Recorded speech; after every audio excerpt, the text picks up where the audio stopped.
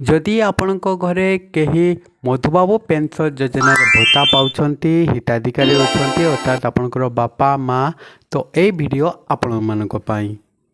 आपण माने जानछंती बहुत दिनरू किछि लोकंकर बैंक रे भत्ता आसुछि आ किछि लोकंकर बैंक रे भत्ता आसुनाई आ यह सेही मानकर प्रॉब्लम जो माने बैंक रे भत्ता पाउछंती पंचायत रे जो माने पाउछंती सेमानकर किछि असुविधा ए पर्यंत हेई नाही।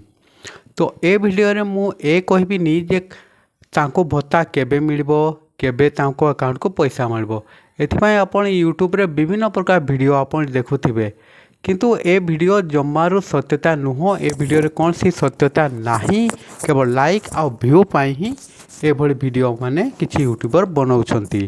सरकार को तरफरु ए पर्यंत ऑफिशियली स्टेटमेंट आसी नाही कि कौन पाई भत्ता मिलू नाही आ केबे यार भत्ता मिलबो।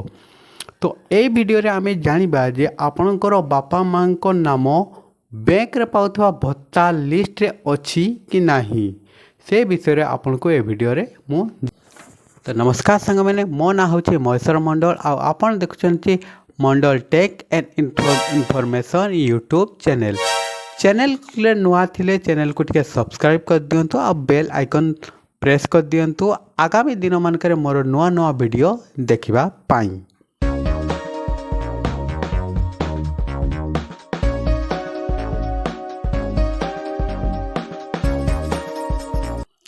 तो आसतु जानिबा जे आपणकर बापा माँ को नाम भत्ता लिस्ट अच्छी कि नहीं जहाँ से माने बैंक रे पाउछंती। आपण को मोबाइल स्क्रीन रे जेको ब्राउजर ओपन करंतु ओपन कर साला पर गूगल रे सर्च करंतु NSAP सर्च कर साला पर क्लिक कर दियंतु सर्च बटन।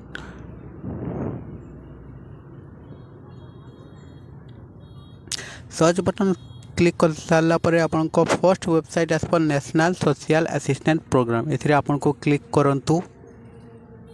क्लिक कर सारा पर गोटे ऐड आस पर ताको आपन स्किप कर दियंतु। स्किप कर सारा पर राइट साइड रे देखंतु 3 डॉट अछि सेथिरे आपन को क्लिक करंतु। क्लिक कर सारा पर 3 नंबर ऑप्शन को अछि रिपोर्ट सेथिरे आपन क्लिक करंतु। 3 नंबर ऑप्शन क्लिक कर सारा पर एथिरे भी पुणी 3 नंबर ऑप्शन को क्लिक करबा पड़बो जूम कर देखे जाउछि स्टेट डैशबोर्ड 3 नंबर ऑप्शन टा क्लिक करंतु। क्लिक कर सारा पर आपन को स्टेट सिलेक्ट करंतु आमे हमर स्टेट ओडिशा सिलेक्ट करनबा। ओडिशा सिलेक्ट कर सारा पर scheme all central scheme select कर दियंतु। ऑल सेंट्रल स्कीम सिलेक्ट कर सारा पर एरिया भी आपनकर बूथ ही सिलेक्ट करंतु। कैप्चर कोड फिल करंतु मो कैप्चर कोड फिल करि नउछि।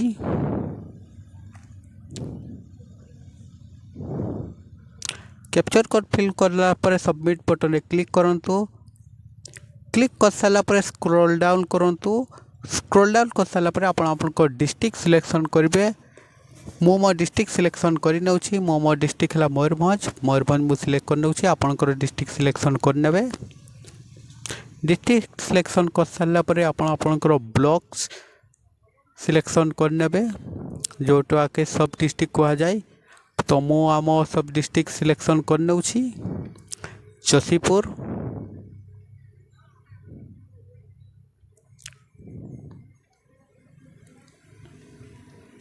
सब डिस्ट्रिक्ट सिलेक्शन कर सारा पर आपनकर जीपी सिलेक्शन कर नेबे ग्राम पंचायत आपनकर ग्राम पंचायत कौन हम आप सिलेक्शन कर नेबे मो ग्राम पंचायत सिलेक्शन कर नउछि।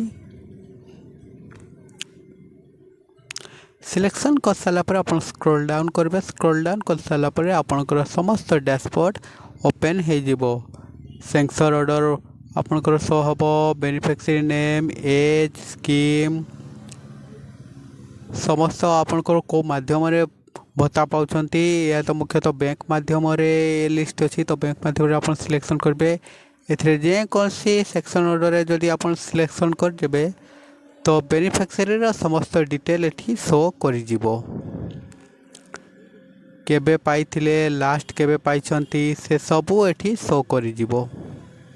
तो एही भली भाबरे आपण निजर पापा किंबा माँ कि जेकोसी व्यक्ति भत्ता ପାଉଛନ୍ତି କି ନାହିଁ ବ୍ୟାଙ୍କରେ ଜାଣିପାରିବେ। ତ ଏଇଭଳି ଭାବରେ ଆପଣ ନିଜ ବାପାଙ୍କର ମାଆଙ୍କର ନାମ ଭତ୍ତା ଲିଷ୍ଟରେ ଅଛି କି ନାହିଁ ଚେକ୍ କରିପାରିବେ।